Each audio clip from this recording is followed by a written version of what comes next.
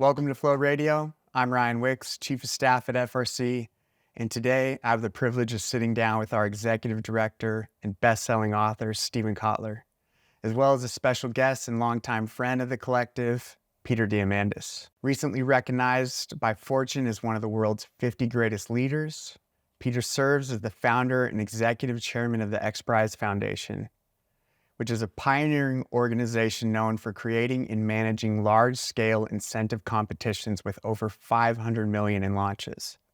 He's also the executive founder at Singularity University and ends up pushing the boundaries in technology and innovation every day.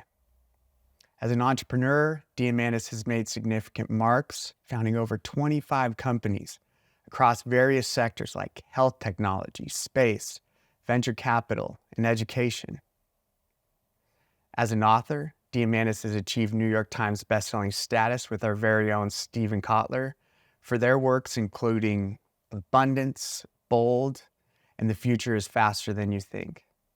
His latest literary achievements include co-authoring the #1 bestseller Life Force with Tony Robbins and his most recent work Longevity, Your Practical Playbook, a deep dive into the transformative developments in healthcare and biotechnology, something that we'll be discussing today.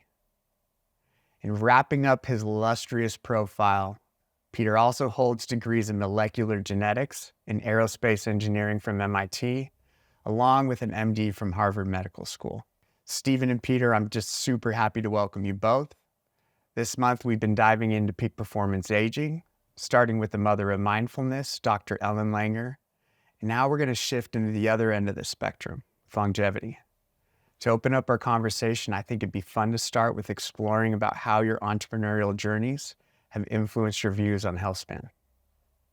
Yeah, I want to actually take us off longevity for a second because we're going to spend the whole time there. And I want to ask a flow-based question that I've been thinking about for a while. So, Peter, you started 25 companies. I know the person right? to answer that. That would be you, but Yeah, no, but I'm going to ask you a flow question. I want to know of the 25 companies you started, Yes. which do you think was the flowiest to get off the ground and why? Oh, God. Well, it's interesting, right? Probably my first companies and organizations, because I had no idea what to expect. And I was not playing some other buddy's playbook. I wasn't like doing what I thought I should do based upon what I'd done in the past. I was doing whatever in the moment seemed like the natural thing to do, either out of desperation or out of sheer work, or whatever the case might be. So, I mean, it's that or the most recent ones. It's either the beginning or the end. And I'll add into the mix there because I'm giving you a question to answer that obviously is not definitive. The ones that I was in love with the most, right? So for me, if I'm doing what I love, and it's like just amazing and get to play with this every day. None of it's work. All of it's like just exploration. It's just fun. And one of the things that I teach, we teach together in our books is don't do anything for money. Only do those things that you love, what's aligned with your massive transformative purpose, because that's where you're going to keep going. You're not going to give up. You wake up in the morning, you're charged. When you're going through the night, you're charged. It's not work. It's your purpose in life. So, I mean, I think that's the most honest element. The ones that were the flowiest were the ones that I was in my highest calling. And that changes over time. So for me, the early days, my first decades were space, and then into sort of solving the world's grand challenges with XPRIZE and Singularity. And the last decade, it's been building longevity companies. Why? Because I'm getting older and I love what's going on in the world and I'm excited to see more. I would see as much of it as I possibly can. I think this is such a cool place to start because between the two of you, I think that there's over 40 companies that have been founded. And Peter, as you mentioned, you and Stephen, you both train entrepreneurs, both in your books and in your businesses, right? You're working with business leaders to perform at their best when it matters most. One of the stressors that founders often confront is uncertainty. And Peter, you kind of mentioned about how that helped some of your early companies be more flowy.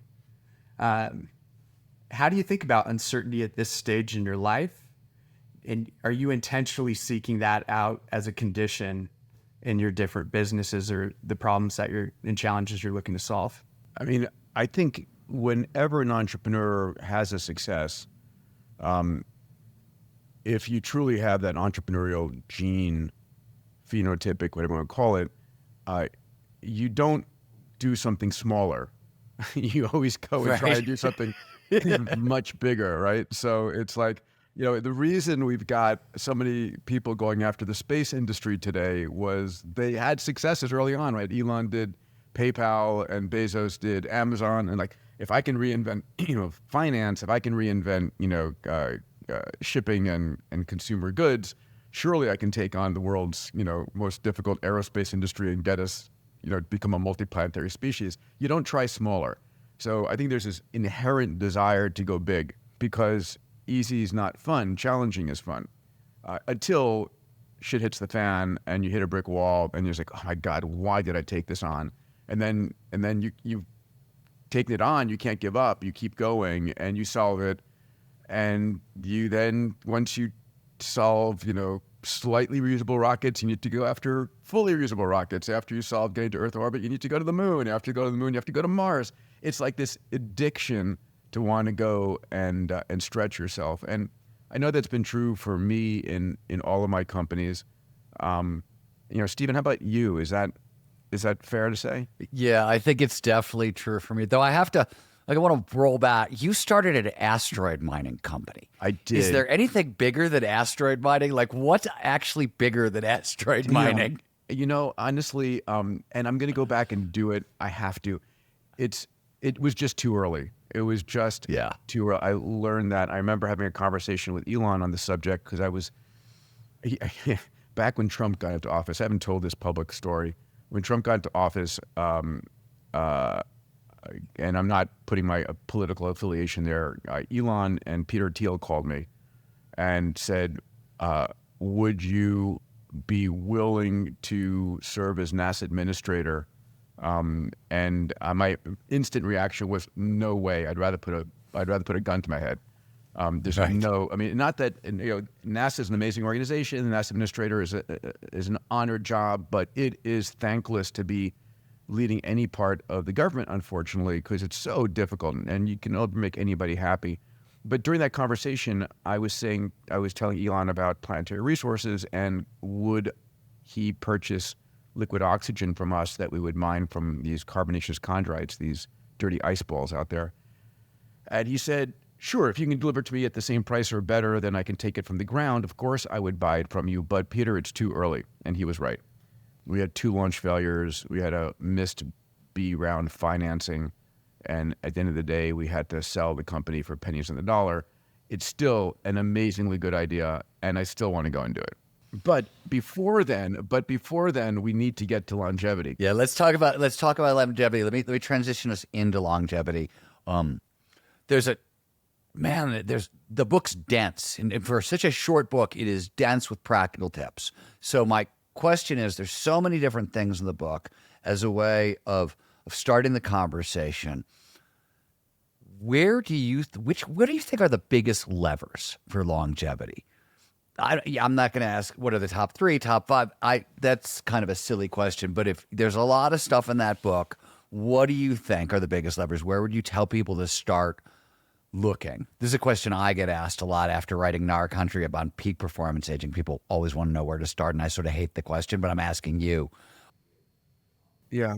So Tony, as you know, buddy, I was unfaithful to you. I have to say is that just for public acknowledgement, Stephen is amazing, and we wrote 3 books in a row together, Abundance, Bold, and The Future is Faster Than You Think. I took writing lessons from Stephen because I loved his writing style so much.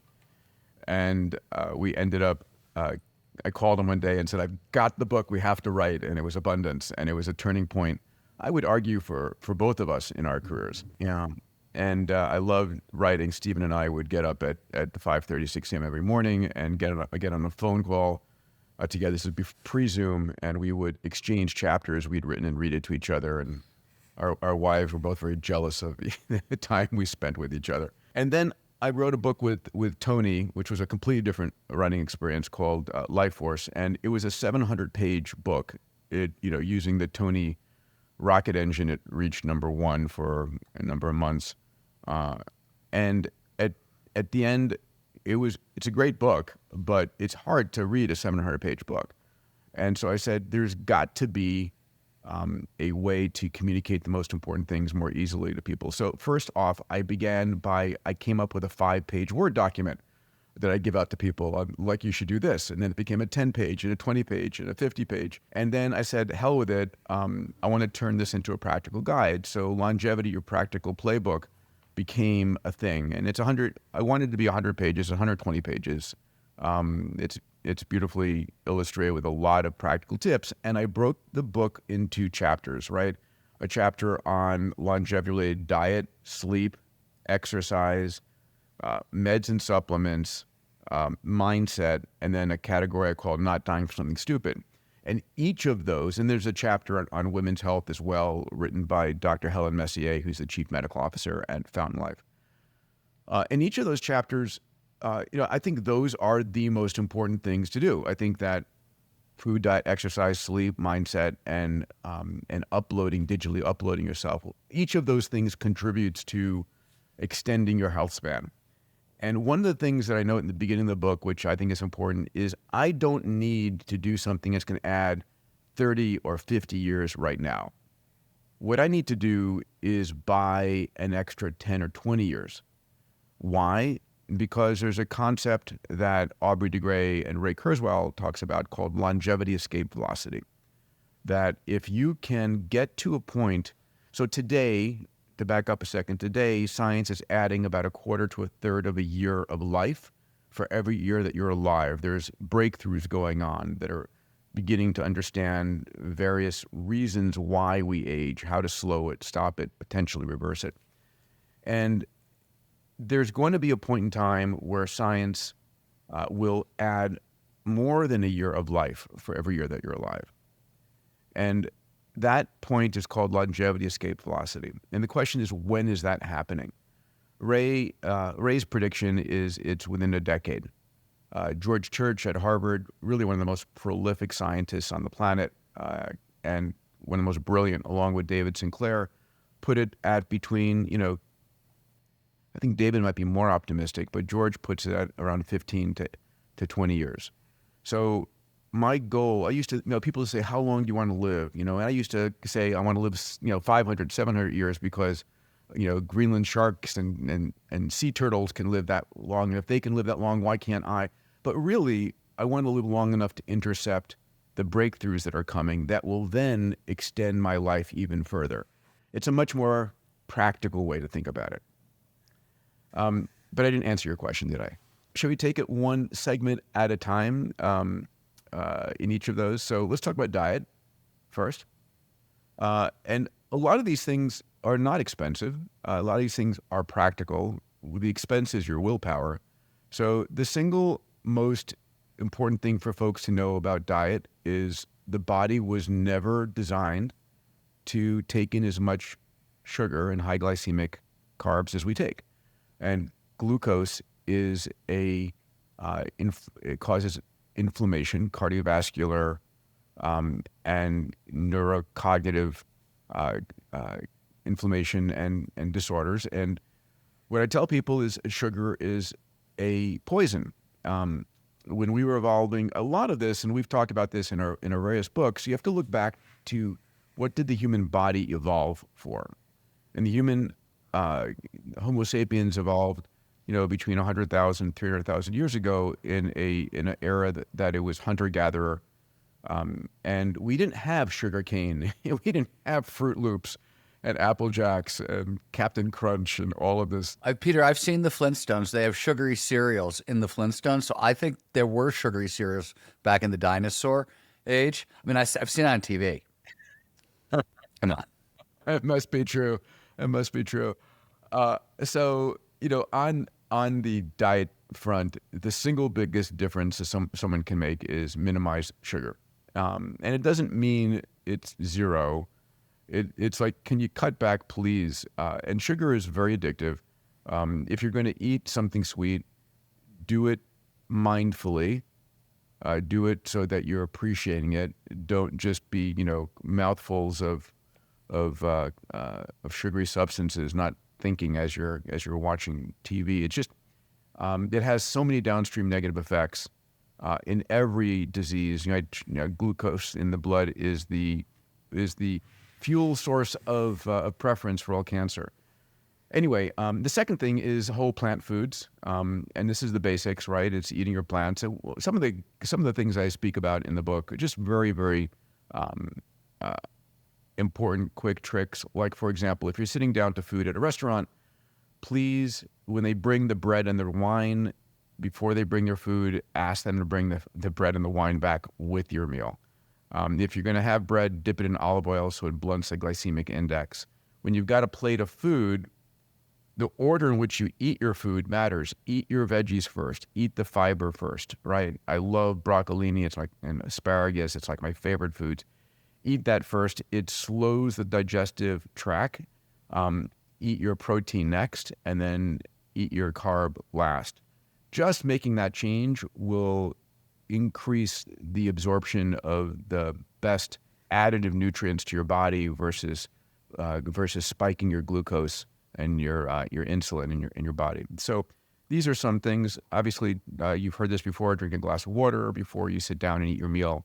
All of these things are about small habits that have a huge impact. I mean, that's food, right? So you don't have to go much further than that. I've been focusing on adding muscle, and so I do add a significant amount of protein in my diet. So mostly fish, some chicken. I don't take in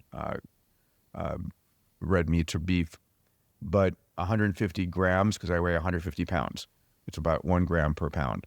I don't have any questions immediately about food, but the mention of you wanting to put on muscle mass, Peter, at this stage in your life, I think is a perfect point for us to transition, because we know that research suggests that one of the key moderators, you write, these if-then conditions to successful aging is combating physical fragility, right? Decrease in muscle mass, strength, bone density, VO2 max, etc. And I know that you're both seriously committed to your physical training. You really take casual exercise to the next level, and you double down, on that use it or lose it adage of exercise. And so how important is exercise and training to combat physical fragility and to extend your health span? The answer, and of course Stephen embodies this extraordinarily well, is it is the single most important thing you can do. I think the numbers are you reduce all-cause mortality by 50%. You decrease the chance of cancer by threefold. If you're over the age of 60, I'm 62 right now, it's the number one thing you can do to extend healthy lifespan. And there's a direct correlation between muscle mass and length of life. And one of the things that is so important, and it goes beyond just muscle mass, it goes to strength and balance as well, is not falling. Injury is your biggest your biggest foe, and the numbers are staggering. If you fall and break a hip or a pelvis, Really high. I think it's like 65. Your chance of death are like ridiculously high because you end up in a hospital and you get pneumonia, and it's a spiral. Well, it's why they there was that I'm going to blank the name of it. I wrote about it in Our Country, but it was a study that came out of London, England. I want to say it came out of Imperial College, where they found that the single biggest factor, or they found that mortality is inversely correlated with thigh muscle mass, because it's the thing that keeps you from falling on top of all the other muscle things, right? Leg strength is what keeps you from falling. So like the single most important thing you could do to live longer is work out your quads. Squats, man. Have you seen those airbags for old people? No. It's like you've got this belt on, and when the accelerometer feels you falling, it inflates these giant airbags to keep you from. Whoa. just Google on YouTube. You'll see it. It's hilarious. Crazy. Yeah, I was, that was one of the things. I mean, I've known you for a long. I mean, you've been exercising. I mean, we were running together way back when. I mean, definitely before we were even writing Abundance. So like, that's already 15 years now. But what I noticed is how much. The thing that I always sort of point out is you need to train for old age a little bit like a professional athlete. And that's like, all the studies show everything is a use it or lose it skill across the board, but you have to train everything at a fairly robust level. What are you doing for bone density? Not enough. I have tried various machines over the years. And I agree with you. Bone density is clearly important. And I'm not sufficiently doing anything from bone density. I mean, I do my DEXA scan every year to check on where I am. And I'm in the safety zone right now. And if I were to fall below that, I would probably pick up sort of higher impact and high bone stress. I mean, what do you do? I lift heavy weights. Otto Kumbar, who's one of the founders in the Flow Research Collective, is an investor in OsteoStrong. Both Ryan and I have played with I've used OsteoStrong machines. I've done OsteoStrong. Yeah.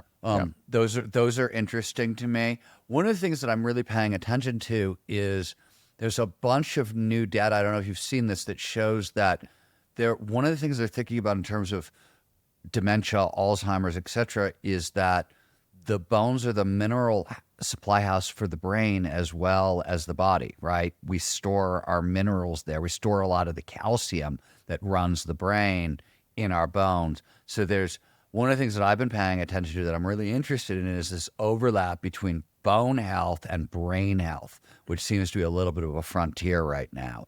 Interesting. I mean, listen, the whole body is so interconnected, right? We're seeing so many studies on your microbiome and brain health, your oral flora and brain health. All of these things are interconnected. You are one giant cross-disciplinary, ecosystem of systems. So bone is important. There's no question at all.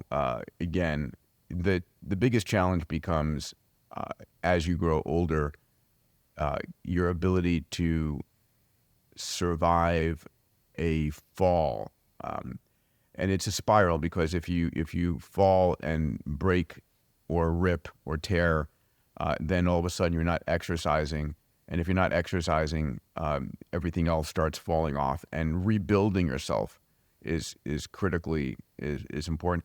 I will say, listen, I've always been in reasonably good health, but I'm most definitely in what I consider my peak physiology today, right? I really went heads down over the last 5 years and really over the last 2 years on muscle and working out, multiple times per week.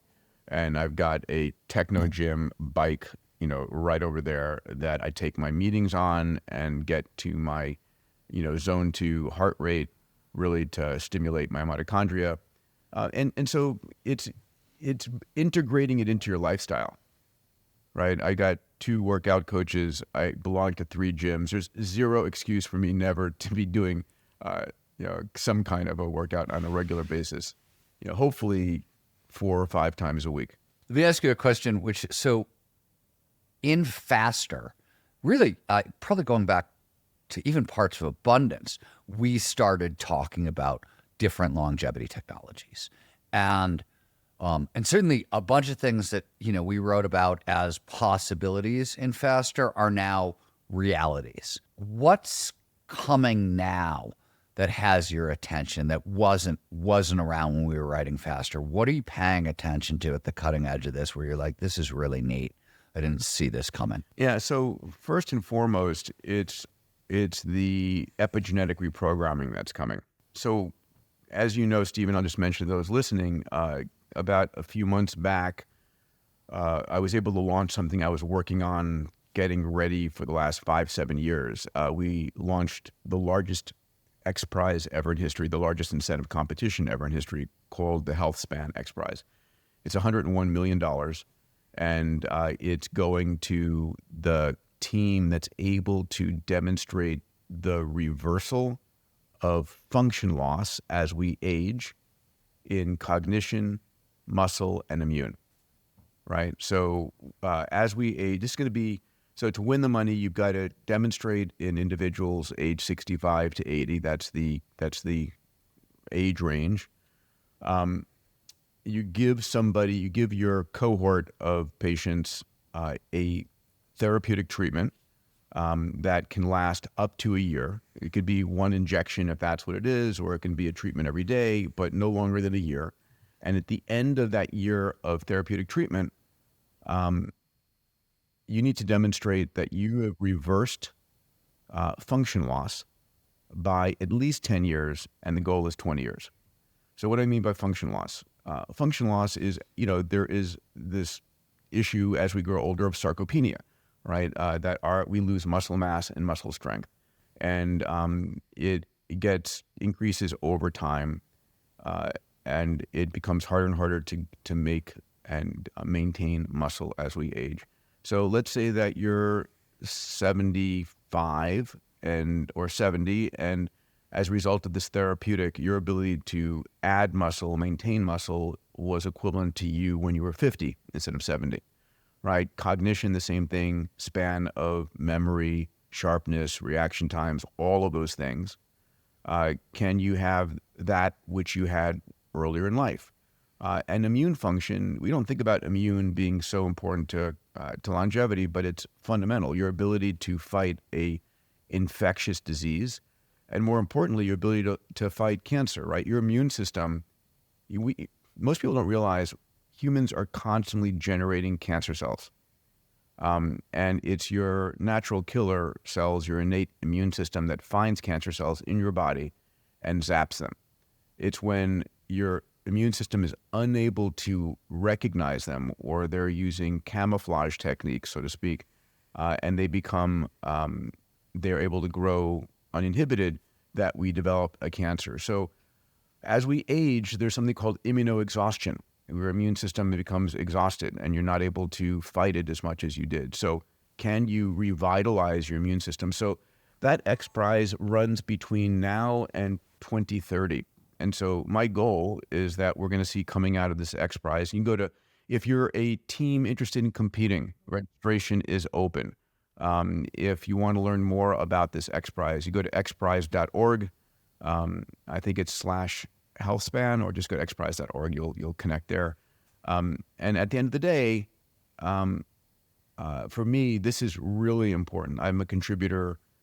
We had a foundation out of Saudi in the U.S. called Hevolution, put in a large amount. Chip Wilson, the founder of Lululemon, amazing man, put in a large amount. And then we have about a dozen other investors who've contributed $5 to $10 million. I ended up raising $141 million to launch and operate this XPRIZE, but I think it's one of the most important ones. So we've got, in the first month, we have some 200 teams registered already. I want to get it north of 1,000 if we can. Yeah. At the height of the first XPRIZE, the SpaceX, how many teams were registered? Just out of curiosity, do you remember? 26 from 7 countries. Yeah, I will tell you the prize that I'd gotten Elon to fund, the carbon extraction XPRIZE, right? It was $100 million. The health span is $101 million because Chip Wilson wanted it to be larger than Elon's yeah, prize. it's just, I'm sure somebody wanted it to be larger than Elon's prize, of course. Anyway, we ended up with Elon's prize, which is going to be culminating in April of 25. We had 6,000 teams pre-register for that one. Yeah, and we've got 1,300 active teams still at this point, and we'll have 300 teams that are building hardware, perhaps more, to win that prize. So, yeah, I mean, I don't know if this is all just inflation, buddy, or whether we're getting out there a lot more than we had in the past. Let me, I'm going to take a left turn into another one of your chapters in the book, just because I want to ask you this question, because I've always wondered it, which is, supplements, and you're obviously taking a bunch. Ray Kurzweil back in the day, when he was writing about longevity, he was, at that point, people were taking 50, 80 supplements a day. So here's my question. Yeah, I still which am. is not to say Yeah. that, and none of this is to say that I don't take supplements myself, but this is the thing that I've always sort of wondered about, which is we know with older folks that one of the largest health complications is polypharmacy, right? They're taking so many meds. How does that things interact? What are the real big problem that on the sort of functional medicine side of this, or the longevity side of it, we're seeing people take way more supplements, and they're going to cause the same kind of problems, and nobody's sort of looking at like polypharmacying with supplements, or does this work with that, and those sorts of things. And I was wondering, do you think about that? Have you thought about that? Is this just work that needs to get done going forward? So I do take a lot of supplements. I probably take 60 pills a day, maybe 70 pills a day. And I'm constantly updating that. I literally had a phlebotomist here this morning drawing my bloods, and I meet with my physician team on a regular basis and review the results and determine what to add, what to remove. And you're right. There is an unknown here. Where we're going to get clarity is going to be as the data and AI is put to use, right? It will, my dream, and we'll talk about one of my companies, Fountain Life, in a moment. My dream is that within Fountain Life, what we're going to be building is an AI system that is able to take my genomics, my upload of data, right? I go for a full body upload, 150 gigabytes every year. Everything knowable about me is knowable in that upload. And then my objectives, what do I want? I want muscle mass, I want cognitive clarity, I want energy. What are the things that are most important to me?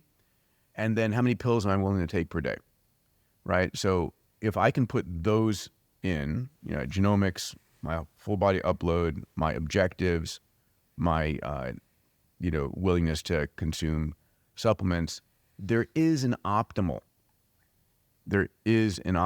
for me that's independent of a physician's opinion, and it's based upon massive data. And I think we're going to get there. We're not there yet by any chance. Right now, the study comes out that says taurine is important in longevity, and I add taurine. Studies coming out saying that rapamycin is probably the single most effective longevity drug out there, and I'm on rapamycin.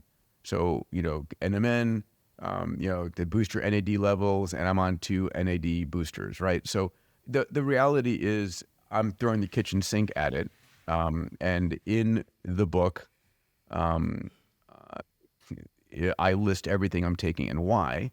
By the way, if folks listening want a free, I did a redux of the book, which is 30 pages, and it's the very core of it. It's available for free. If you go to diamandis.com/longevity, you can get the book there as a not the book, but one of the earlier versions of that document I was building, because I want people to have the information. And so, I don't commend the same supplements and the same number that I take. This is what I'm doing. I'm my own guinea pig. And I still feel as strong or stronger than I ever have. And that's a good thing. It's not lost on me that one of the things that's going on right now is sort of with folks like you and myself a little bit too as well, because I certainly have been playing with a bunch of this stuff as well.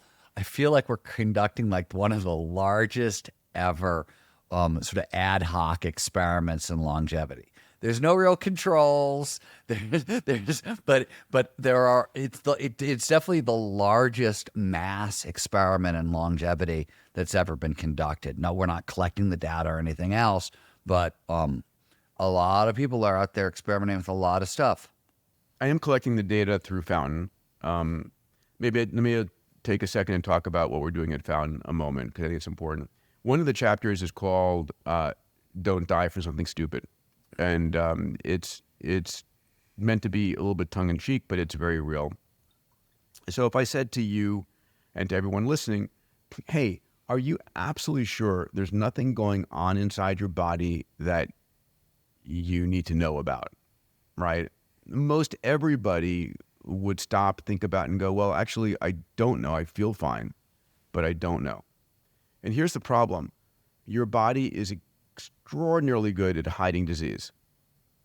Your body is incredibly good at countering the symptomology of disease. What do I mean by that? Well, you don't feel the impact of a cancer until it's at a stage 3 or stage 4, right? At which point it's really hard to combat. 70% of all heart attacks have no precedent, meaning that there's no shortness of breath, there's no issues, there's no pain. It's there. And a lot of times the first symptom is a heart attack, and like half of those people die on the spot. So do you know that you don't have cardiovascular disease that is concerning, or metabolic disease that is concerning? So in the first few thousand members that have gone through Fountain Life, and I'll describe it in a second, these are seemingly healthy adults. 2% have a cancer they don't know about. 2.5% have an aneurysm they don't know about. I have a close friend, extraordinarily wealthy, very successful entrepreneur. We're doing business with him in Fountain Life. And I said, come and go through the experience, see what it's like. And he did. And 2 days later, got a phone call. He said, "We found 2 brain aneurysms, and it's urgent for you to seek treatment immediately." And he did, and he was in surgery a week later, and back at work a few days after that. But these were the kinds of brain aneurysms that could kill him, right? And we all know people who didn't wake up in the morning, who went to the hospital with a tremendous pain, and the doctor says, "I'm sorry to tell you this, but," right? And so we don't know unless we look. And people say, "I don't want to know." And I'm saying, well, listen, you're going to know. Do you want to know now when you can do something about it, or you want to know, later when it's too late?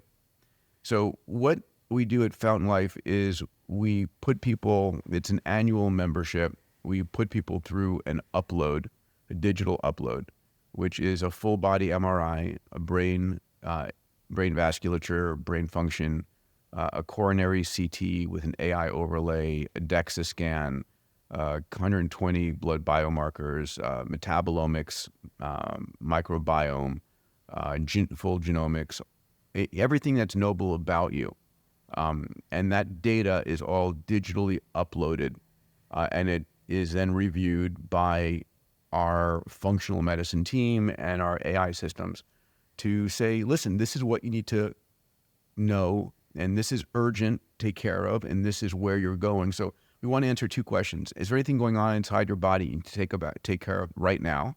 Right. So 2% have a cancer, 2.5% have an aneurysm, 14.4% of people going through who think they're healthy have something going on that's urgent, neurodegenerative, cardiovascular, metabolic. It's just the body, as you know, we're in peak in our late 20s, 30. And that's when evolutionarily we then stopped reproducing. And so everything is in a slow decline after that. So the don't die from something stupid element of Fountain Life for me is important. I get a huge amount of relief and confidence when I go through that upload every year. And then throughout the year, the Fountain Life membership comes with a concierge physician who understands the depth of this data as a functional medicine doctor. And then there's regular blood testing on a either quarterly basis or as need basis. And the goal is to optimize your health and not die from something stupid, and give you the ability to reach what we talked about earlier, which is longevity escape velocity. Peter, you're an enormous advocate of medical diagnostics. And I know, Stephen, this is a topic of conversation for us often, and you have mixed feelings about it, especially, with what we know about the mind-body connection, and that really being the misnomer, that there is no separation. And this is why having a positive mindset towards aging can add 7 years to our life, but having a negative mindset can cost us as well. Peter, you're a huge champion of mindset as well. How do you think about diagnostics influencing mindset? I'm curious to get both your take on it. Yeah, so I was just thinking, so there's a new study, you want to talk about Ellen Langer points out that the notion of a mind-body connection is laughable, right? There's no, the term itself is stupid. There's no separation at all whatsoever. It was a bad idea. It was a bad term. And we shouldn't even begin to think about that. And there's a new study that I saw, I think it was published last week. That's the most emphatic study I've seen out of this, where they discovered that your perception of time, is it passing quickly? Is it passing slowly? Influences how long it takes a wound to heal. So they wounded people, and people who thought that time was passing really slowly, the wound heals really slowly. People who think time is going by really quickly, the wound heals fast. So again and again and again, no, mind-body separation is not there. So what Brian was asking is, this is the question I always have with diagnostics, which is, how do we know that, okay, you find a microcancer in me, how do we know that it's going to develop into something, one, right?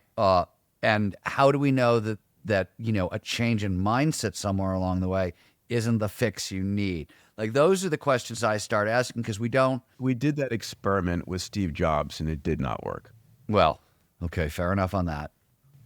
Listen, we're going to use science to combat ignorance and stupidity. I'm going to come at it just that bluntly. If you've got a cancer, you got to do something about it, right? And it used to be 20 years ago, 30 years ago, that the diagnostic technology didn't have the fidelity to actually find things. You'd see a shadow and you'd do a biopsy and you'd wonder if it were or not cancer. We come at this now from multiple different directions, right? So people who are going through Fountain are getting a blood biopsy, a Grail test, for example, as well, which is looking for micro, DNA fragments from cancer cells in the bloodstream, at the same time that they're doing a full body MRI or a low radiation dose lung CT. And you look at this from 3 or 4 different places, and you can say, yes, there is something here. We need to take care of it right away. It used to be an issue. It is not now. Now we can know. Yes, you have an aneurysm. Yes, you've got a cancer. Yes, you've got this level of metabolic disease. We have the ability to get enough richness of data that we can say there is something going on here that we take action on. Now, it may not be, you have to weigh, do we take an action today or do we monitor this? But at least we know to monitor it, right? And people can go from 0 to a stage 4 pancreatic cancer in a year's time. And mind, body, listen, I am a huge advocate, and I agree with you. I quote a study in the book that says, optimism can buy you 15% extended lifespan. And I consider myself, it was great. I did in my Moonshot podcast, I did a podcast with Elon last week on abundance. Yeah, Peter, I've been meaning to ask you this. Have you always been a pessimist? Yeah, dude, I was born, it was like, it was like Elon said, you're probably the most optimistic person I know. I said, good, that's going to add to my lifespan, and I think optimism is, you win on both sides of the equation. I think there's very little downside to optimism. I think there's a lot of downside to pessimism. Yeah, I think the only unrealistic optimism is if if that's the only I can fly as you're jumping off a building. exactly. Yeah, I think that doesn't work very well. There's a false positive issue with certain levels of optimism. But no, I mean you're right, because it really, the benefits of optimism and mindfulness, especially over time, are just they're phenomenal. And if it was Matt Ridley's book years ago, right? The Rational Optimist. Yes. And as long as it's kind of got Fantastic that book. rational optimism underneath it, there's no downside, of the upside is huge, right? Yeah. So going back to the original question you asked and the book, we talked about diet. We talked somewhat about exercise and its muscle mass, and for me, it's VO2 max or zone 2. It's your metabolic optimization, not dying for something stupid. Mindset. I think optimism is incredibly important in the mindset. I believe you can will yourself to life and will yourself to death. I think that there's a very powerful element of the mind. And for me, part of mindset, I talk about a longevity mindset with folks. And my goal here is, if you believe that we are within striking distance of longevity escape velocity, if you believe that we have cellular medicine, right, from stem cells and exosomes and epigenetic reprogramming, and a whole slew of other technologies that are all going to be part of this $101 million health span prize. And it's coming.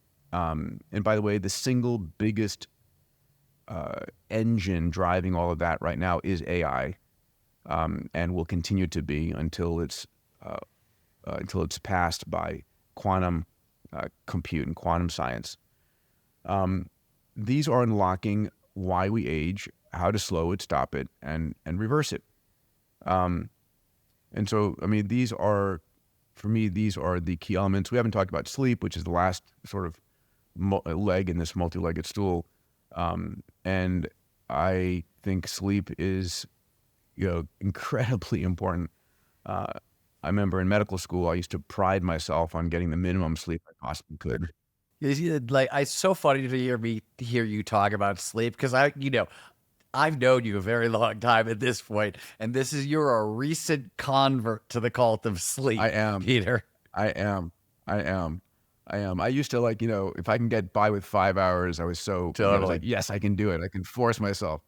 How much do you sleep, buddy? How much is sleep part of your protocol? I'm not wired. Maybe it's because I'm a creative and I write, and that tends to be the first thing I do, and I can't do it without sleep. So I've slept 7 to 9 hours a night almost my whole life. I've never really been able to function on less sleep. Either it's because I'm performing as an athlete and as a creative, and the combination has just I've demanded sleep. And I've probably napped, probably since college. Like my whole life, if I can, it's one of the reasons, sounds really funny, but one of the reasons I never took a job with a company, didn't work for anybody, was middle of the day, I got to close my eyes for half an hour. Otherwise I don't function. And so I couldn't fight, yes, I can come work for your corporation, but I gotta, go sleep in the middle of the day. That's not really, now people, that's acceptable. But it wasn't for a really long time. And sleep has always been a priority for me, mostly as a creative. Just as a writer, I've needed it. Yeah. Well, it explains why you're so brilliant. And so, 8 hours. How about you, Peter? So, throughout medical school, throughout the first, 30, 40 years of my life, sleep was not something I prioritized. The last decade, I most definitely do. So I will trade other things for sleep. I think it's one of the most important things. Matthew Walker wrote a great book, Why We Sleep. And, one of the points he makes, which I think is absolutely true, and a lot of this goes back for me to evolutionary biology. If evolution could have gotten rid of an hour of sleep, Right. it would have. right? We are the most unproductive, unreproductive, undefended in our sleep. It is, so why the hell do we need it? Well, it has an actual physiological function. Well, that's when the light beams come down from Cygnus 9 and I'm in communication with the mothership. Well, listen, I appreciate your origin story, but we'll continue. So, I've learned my hacks. I mean, for me, for those who have difficulty sleeping, there's an entire chapter on sleep and maximizing it and what to do and what the studies say. And it's very simple. I mean, there are a few things that help drive great sleep, and it is going to sleep at the same time every night. That's one of the most important things, consistency, right? Because my body at least tends to wake up without an alarm at the same time. So I'll get up between 5:30 and 6:15 typically, which means if I want 8 hours, I need to be in bed by 9:30 at night. And so 8 hours between midnight and 8 a.m. is not the same as 8 hours between 9:30 and 5:30, right? Important to realize that. It matters being in your normal rhythm. For me, getting the temperature in the room down, so I set my thermometer, my thermostat at 63 degrees Fahrenheit, for those of you who are listening from overseas. We still, in the United States, it still drives me nuts. We haven't switched over to centigrade and meters. Someday we will. But that's a different story. And so the other thing is I wear an eye mask. I use a Manta eye mask that I love. I use a mouth guard that's a mandibular adjustment device. It juts my mandible forward, so it keeps me from snoring and from having any apnea. And when I have my sleep kit and my Oura ring to measure, it doesn't help me sleep better. It just tells me that I did or did not, and it gamifies me. So I know if I don't go to sleep, man, I'm gonna have a lousy score in the morning, so I better go to sleep. Because you can't flow over time demands, 7 to 8 hours. It's a high energy state. You need to sleep. So we're always training people to sleep. And one of the things that I always point out to people, because as you know, you get a lot of pushback, especially from entrepreneurs. Entrepreneurs love to push back on the sleep thing. And what I always tell people is the same thing. I'm like, okay, whatever, it's fine. Take an IQ test. There's a bunch of them online for free. Take one night after you've slept 5 hours, and then go back like 2-3 weeks later after you've slept 8 hours and take the same test. Most people drop 10 to 15 IQ points. Like they literally, you can go from genius to stupid with like 3 hours less sleep. And it's, people take that test and they're sort of like, it's sort of jaw dropping. You know what I mean? You thought you were able to function really, really well until you see what your IQ score is like with 5 hours of sleep. A question that we didn't get to in exercise that I've just been dying to ask you is, part of Steven's training routine, I know, has to do with skiing. Skiing is the carrot at the end of the stick to really get him to push hard like a professional athlete. Does your commitment to space exploration fit into your training goals? Interesting. My commitment to space and my desire to explore the cosmos fits into the overall longevity goals, right? I was born in 1961, and it was the Apollo program and that scientific documentary Star Trek that got me so excited about the future, right? And that drove me. My parents wanted me to become a doctor. I wanted to become an astronaut. It drove me, and this is how Stephen, you and I met with the XPRIZE, and you writing articles about the XPRIZE early on, and then me falling in love with your writing style and taking writing lessons from you and then writing 3 books together. I will never forget that and always recount that with gratitude. None of the future scenarios have evolved at the speed at which I expected them to. Thank God for Elon.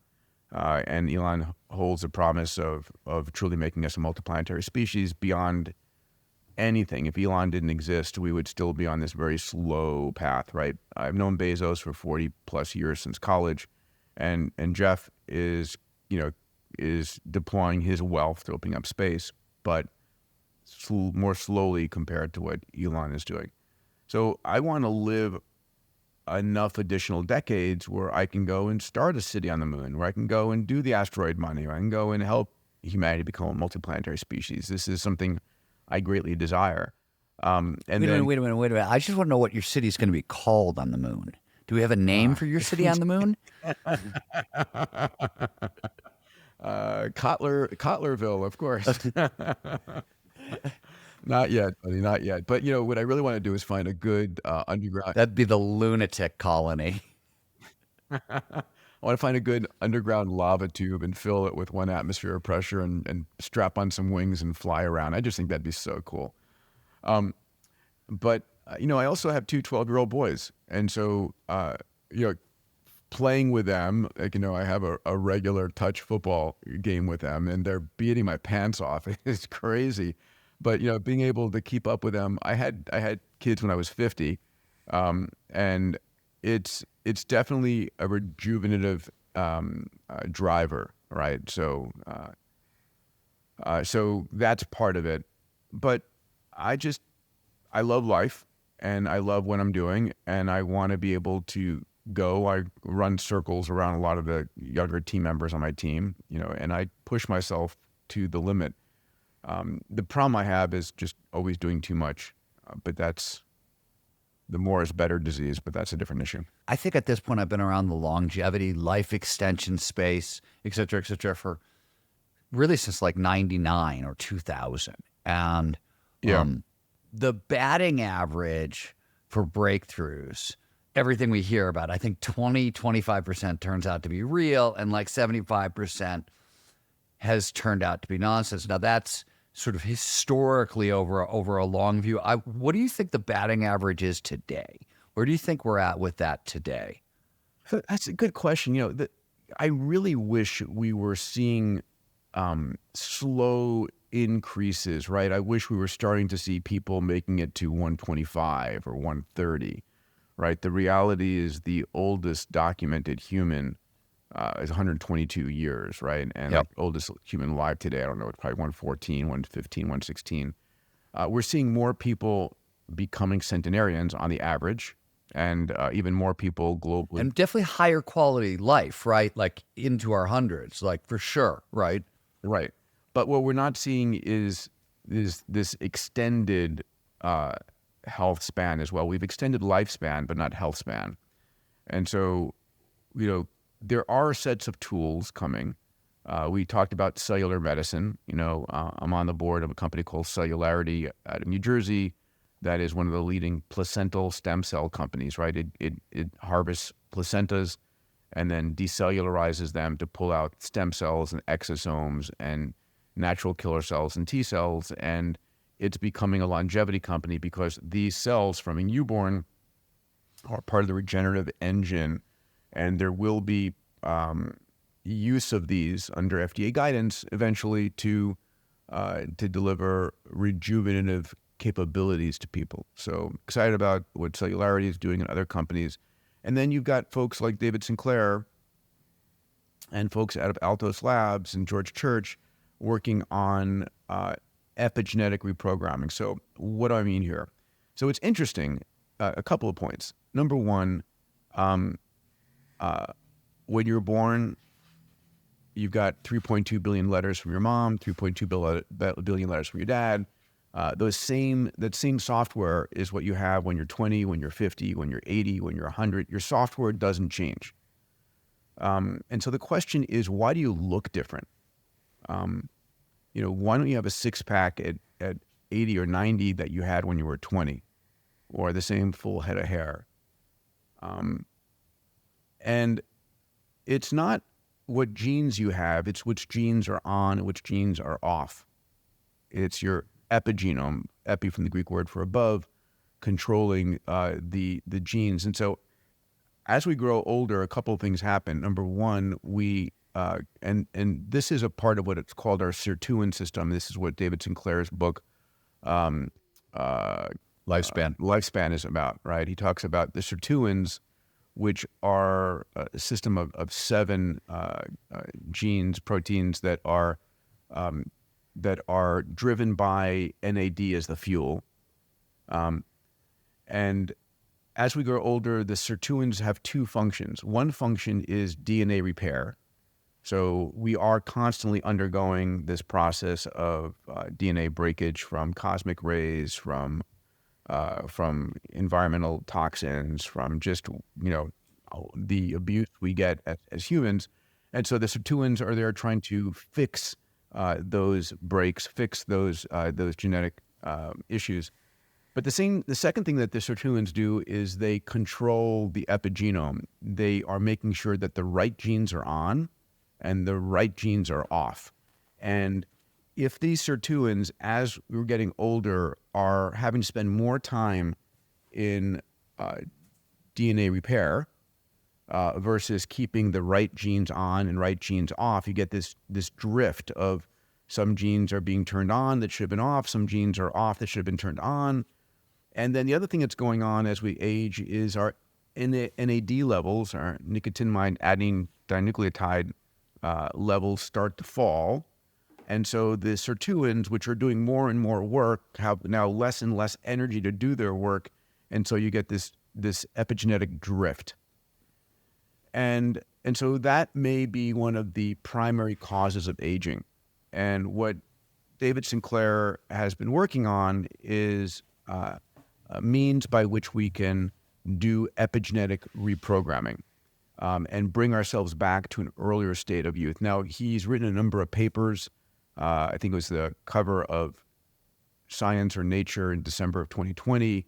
And he was using what's called the Yamanaka factors. And this is Nobel Prize winner Dr. Yamanaka, who discovered these 4 factors that can revert a mature cell back into a immature stem cell. And it's called induced pluripotent stem cells. And what David found was that if you use 3 of the 4 Yamanaka factors, you can bring a cell earlier in its time, not all the way back to a stem cell, but to a youthful cell.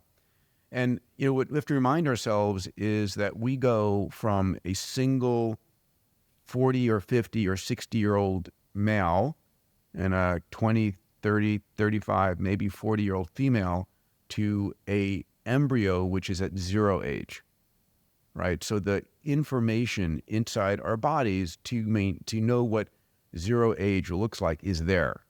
We know what a youthful epigenome is. And can we revert there? Because we pass it along to our offspring is what you're saying. We pass along the information to what the original state vector is there, and we pass it along. And so David's been able to demonstrate this reversal of aging in mice, where he's now doing it in primates. And besides using these Yamanaka factors and using gene therapy to introduce these Yamanaka factors, right, using a viral agent, an adeno-associated virus to go and put these factors into the cell and activate them. Recently, he's published some papers which he's very excited about, and he just let us know he's going to be registering to compete in our competition. That there may be a cocktail of chemicals, of meds, drugs, whatever you want to call them, that can reset your epigenetic age. So all of this stuff is now on the cusp, and it's what gives me faith. It's what gives me this longevity mindset. And again, my longevity mindset is believing that we can extend the healthy human health span, that staying young, not eating sugar, eating whole plants, getting 8 hours of sleep, getting my exercise in, having an optimistic mindset, getting myself uploaded every year, and catching any disease at the beginning. All of this is worthwhile because I'm going to be able to intercept these breakthroughs that are coming. And I think the greatest wealth as in humanity is our health, right? I love this saying, the man or woman who has their health has 1,000 dreams. The man or woman does not has but one dream. And you and I have both been in our lives when we've been laid up, sick, or whatever it might be. And all you can think about is, how do I get back? How do I get back to where I was? And so this is the promise of exponential technologies. It's the promise of AI. It's the coming promise. We are quantum systems, and quantum tech and compute and chemistry is going to play a huge role in this. And that's not 20 years away or 15 years away. It's this next decade. So, yeah, that's what keeps me optimistic. Amazing. Peter, as we wrap up this insightful conversation, where can our listeners learn more about longevity and what you're up to? Sure. I mean, yeah, go to Diamandis.com. If you want a free download of, sort of the what to do, go to Diamandis.com/longevity. A number of resources for you there. My podcast, which Stephen has been on, is called Moonshots. I just did an episode with Elon. And so you can check out Moonshots. And then at Diamandis.com, I put out 2 blogs a week, typically on AI and on longevity. Or go to XPRIZE.org to find out XPRIZE. Anyway, a pleasure. Thank you, Ryan. Stephen, I love you, buddy. Love You're you, buddy. amazing. We'll talk soon. Love you, buddy. Yeah. Hot. Talk soon, pal. Yeah, you two are the best. Thanks, gentlemen. This episode has been an optimistic journey into longevity and peak performance aging. Peter, your wisdom and insights have been invaluable to us. Thank you for sharing them with us. And Stephen, as always, your probing questions have led us through another captivating exploration into peak performance, enriching each discussion. We're really grateful for your guidance and expertise. To our dedicated listeners, if you found today's episode thought-provoking, I encourage you to subscribe, share it with your friends, and leave us your feedback. For a deeper dive into Peter's work and insights, check out the links in the show notes. And until our next session, remember Peter's favorite saying, the best way to predict the future is to create it yourself. Thanks, everyone.